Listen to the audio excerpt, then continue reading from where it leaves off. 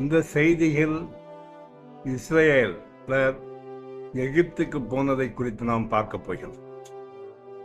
யாக்கோபு என்று சொல்லக்கூடிய இஸ்ரவேல் தன்னுடைய பிள்ளைகளோடு கூட கானான் நாட்டில் வாழ்ந்து கொண்டிருந்தார்.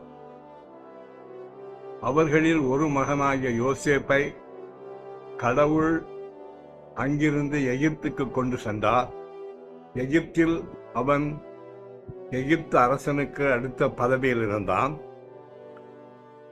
அந்த காலகட்டத்தில் நாட்டிலே பெரும் பஞ்சம் நிலவியது.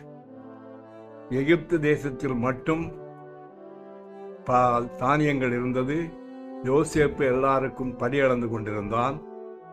எனவே யோசேப்பு தன் தந்தையாகிய இஸ்ரவேல் என்ற யாக்கோபிடம் சொல்லி குடும்பத்தோடு கூட எகிப்துக்கு அவர்களை வரவழைத்தான்.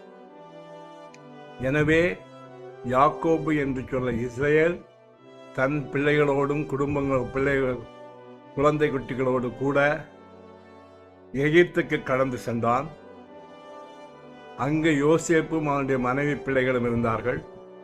இப்படியாக எகிப்துக்கு சென்ற யாக்கோபு அல்லது இஸ்ரவேலர்கள் மொத்தம் 70 பேர்.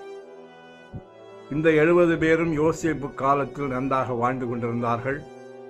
யோசேப்பினுடைய மறைவுக்கு பின்பு வேறொரு அரசன் எகிப்திலே தோன்றினான். அவன் யோசேப்பை பற்றி அறியாதவனாக இருந்தான். அவன் தன் நாட்டில் உள்ள மக்களை பார்த்தபோது இஸ்ரேல் மக்கள் தனியாக பிரித்து காணப்பட்டார்கள். 70 வந்தவர்கள் 1000 ஆகி 1000 10,000 ஆகி 10,000 லட்சமாகி லட்சக்கணக்கில் அவர்கள் பெருகிவிட்டார்கள். சற்றேறக்குறைய 400 ஆண்டுகள் எகிப்திலே இருந்தார்கள். இவர்களுடைய இனப்பெருக்கத்தை கண்டு பயமடைந்த எகிப்தின் அரசன் இவர்களிடத்தில் வேலை வாங்க ஆரம்பித்தான். இவர்களை பெரிய பட்டணங்களை கட்டுவதற்கும் வீட்டிலே வேலை செய்வதற்கும் தோட்டங்களிலே வேலை செய்வதற்குமாக அடிமை வேலைகளுக்கு எகிப்தியர்கள் இஸ்ரவேலரை பயன்படுத்தினார்கள், உட்படுத்தினார்கள். இதனால் இஸ்ரவேல் மக்கள் மிகவும் தொந்தரவுக்குள்ளானார்கள்.